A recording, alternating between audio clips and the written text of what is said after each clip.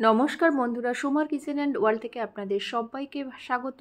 আশা করি সুস্থ আছেন, ভালো আছেন। আজ আবার অনেক দিন পর একটা ছোট্ট ভিডিও নিয়ে আপনাদের সামনে এসেছি। অনেক অসুবিধার মধ্যে দিয়ে কাটাচ্ছি, আগেও বলেছি। সমস্যা তো থাকবেই, তার মধ্যে দিয়ে জানি যে একটু একটু করে কাজ করতে হবে, কিন্তু একদমই পেরে উঠছিলাম না একা হাতে। কেন পারছিলাম না সেটাই আজকে আপনাদের সঙ্গে শেয়ার করব। আর শেয়ার করতে করতে আমি একটু রান্নাও আপনাদের সঙ্গে শেয়ার করব। তো দেখলেন আপনারা যে মশলাগুলোকে আমি কিছুটা ফ্রিজে রেখে দিই আর কিছুটা এটা কেটে নিয়েছি, যেমন পেঁয়াজ লঙ্কা এগুলো কেটে নিয়েছি, এদিকে আলু টুকরো করে কেটে নিয়েছি, মোচাটাকে কেটে সিদ্ধ করে নিয়েছি, আর এদিকে কড়াইতে সর্ষের তেল দিয়ে চিংড়ি মাছে নুন হলুদ দিয়ে মাছগুলোকে ভেজে নিচ্ছি। আর দেখলেন আপনারা বেগুন আলু, ওটাকেও আমি রান্না করব। তো কী দিয়ে রান্না করব সেটা আপনারা দেখতে থাকুন। আশা করি আজকের ভিডিওটা আপনাদের ভালো লাগবে। তো এখন বলি আমি কেন এতদিন ভিডিও দিতে পারিনি।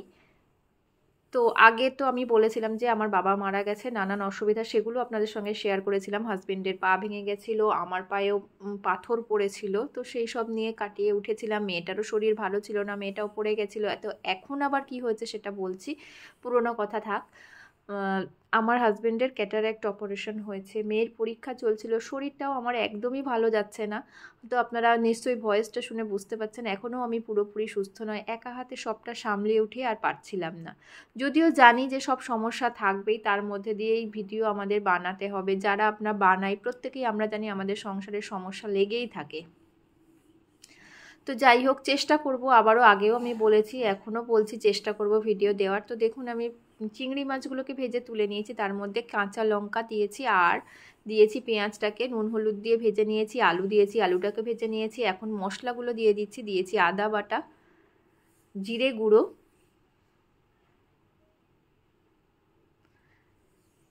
ধনে গুঁড়ো। এই সবগুলো মশলা দেওয়ার পর মশলাটাকে একটু কষিয়ে নিচ্ছি। কষিয়ে নেওয়া মশলার মধ্যে ভেজে রাখা চিংড়ি মাছগুলোকে দিয়ে আবারও একটু ভালো করে কষিয়ে নিলাম। এতে কিন্তু রান্নার স্বাদটা অনেকটাই বেড়ে যায়। যারা আপনারা এইভাবে মোচার ঘন্ট তো খেয়েছেন তারা জানেনই, যারা খাননি তারা অবশ্যই একবার এরকমভাবে ট্রাই করে দেখবেন। দেখুন মোচাটাকে আমি এর মধ্যে দিয়ে দিয়েছি। এখন খুব ভালো করে একটু নেড়ে নেব মশলার সাথে, যাতে মশলাগুলো মোচার সঙ্গে খুব সুন্দরভাবে মিশে যায়। এদিকে দেখুন আমি কচুর গাঁঠি সেটাকে সিদ্ধ করে নিয়েছি। তো এখন গাঁঠিগুলোকে ছাড়িয়ে নেব। সবটা হয়তো আপনাদের দেখাতে পারবো না, যতটুকু পারবো ততটুকু দেখাচ্ছি। তো এখানে দেখুন আমি গাঁঠিগুলোকে সব ছাড়িয়ে নিয়েছি, এই যে খোসাগুলোকে আলাদা করে নিয়েছি। আর তাড়াতাড়ির জন্য কিন্তু আমি এভাবে সিদ্ধ করে নিয়েছিলাম, কারণ খোসা ছাড়িয়ে করতে অনেকটাই সময় লেগে যেত। এদিকে ইলিশ মাছ, আমি ইলিশ মাছটাকে নুন হলুদ মাখিয়ে রেখেছি। এখানে দেখুন এপাশে মাথাগুলোকেও রেখেছি, কারণ আমি কচুর গাঁঠি দিয়ে কিন্তু ইলিশ মাছের মাথা রান্না করব। আর এদিকে করব বেগুন আলু দিয়ে ইলিশ মাছের পাতলা ঝোল। তো আপনারা দেখতে থাকুন।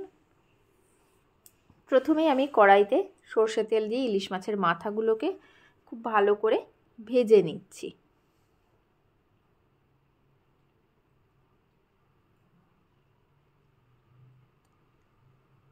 যারা আপনারা সংসারটাকে একা হাতে সামলান তারা জানেন যে কতটা অসুবিধা হয়। তো সেটাই আপনাদের সঙ্গে বললাম। মাথাগুলোকে ভেজে আমি অলরেডি বাটির মধ্যে তুলে নিয়েছি। আর এখানে ফোড়নের জন্য নিয়েছি শুকনো লঙ্কা, একটু সর্ষে আর জিরে। ফোড়নটাকে দিয়ে দিলাম।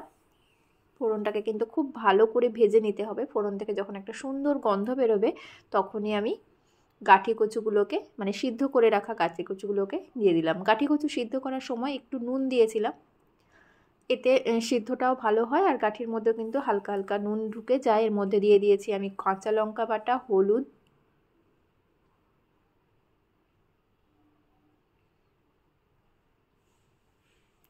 নুনও দিয়ে দিয়েছি।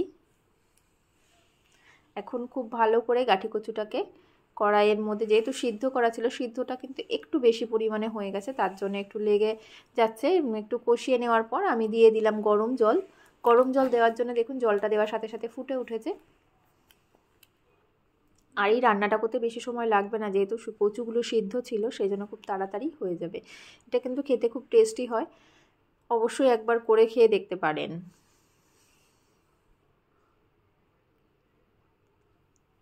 দেখুন, আর এপাশে কিন্তু আমি ওদিকে মোচার ঘন্টটা নামিয়ে নিয়েছি, হয়ে গেছে। আর একটা কড়াই বসিয়ে দিয়ে দিয়েছি, দিয়ে সর্ষে তেল দিয়ে এখন ইলিশ মাছগুলোকে একটু হালকা করে ভেজে তুলে নেব। বেগুনটাকেও কেটে রেখেছি, আলু বেগুন কাটা হয়ে গেছে। মাছগুলোকে আমি এক এক করে সব ভেজে নিচ্ছি।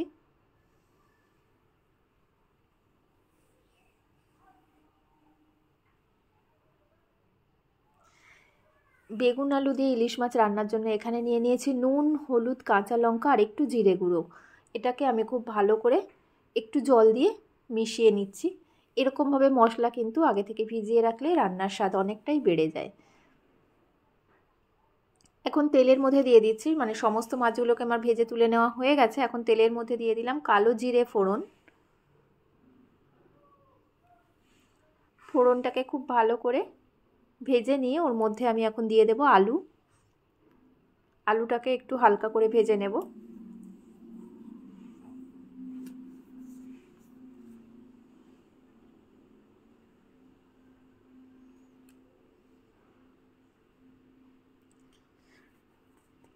মাছগুলোকে দেখুন ভেজে তুলে রেখেছি। কচুরগাঠিটা কিন্তু অলরেডি আমার হয়ে গেছে, একদম শুকনো শুকনো, দারুণ হয়েছিল খেতে। আলুটাকেও বেশ লাল করে ভেজে নিয়েছি। এখন ওই যে গুলিয়ে রাখা মশলাটা আমি আলুর মধ্যে দিয়ে দিলাম, আর একটু বাটি ধোয়া জলটাও দিয়েছি, দিয়ে একটু কষিয়ে নিচ্ছি। এবার বেগুনগুলোকেও দিয়ে দিলাম, দিয়ে একটু নাড়ার পরে এই রান্নার মধ্যেও কিন্তু আমি গরম জল অ্যাড করে দেব, কারণ আপনারা জানেন রান্নার মধ্যে গরম জল দিলে রান্নার স্বাদটা অনেকটাই বেড়ে যায়। আর ঠান্ডা জল দিলে কিন্তু রান্নাটা কেমন পানসে পানসে হয়ে যায়, খেতে অতটা ভালো লাগে না। তাই অবশ্যই আপনারা চেষ্টা করবেন যতটা সম্ভব রান্নাতে গরম জল ব্যবহার করার। এই যে দেখুন আমি গরম জল দিয়ে দিচ্ছি। বেগুনগুলোকে কিন্তু খুব ভালো করে ভাজিনি, একটু নেড়ে নিয়ে দিয়ে দিচ্ছি, কারণ এভাবে ইলিশ মাছ রান্না করলে বেগুন দিয়ে কিন্তু খুব ভালো লাগে খেতে।